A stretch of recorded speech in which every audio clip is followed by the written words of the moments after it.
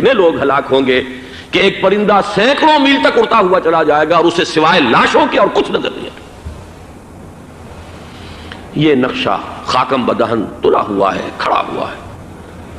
جو بھی ہوگا کیمیاوی جنگ، کیمیاوی کیمیکل وارفیئر اور پھر ایٹمک وارفیئر، جس کی کھلی دھمکیاں دی جا چکی ہیں.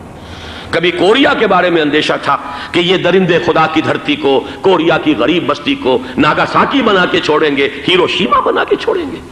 آج وہ صورتحال جو ہے عالم عرب پر، heart of the Arab land, اس پر یہ صورتحال بالکل تلی کھڑی ہے.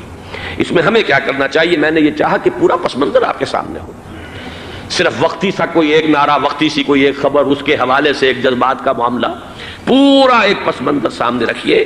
اب وہ آپ کو شاید میری باتیں جو ہیں وہ سمجھ میں آ جائیں.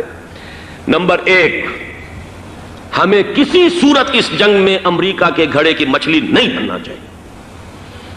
امریکہ اسلام کے تحفظ کے لیے نہیں آیا، امریکہ حرمین کی حفاظت کے لیے نہیں آیا، امریکہ اپنے مفادات، عالمی مفادات کے تحفظ کے لیے آیا.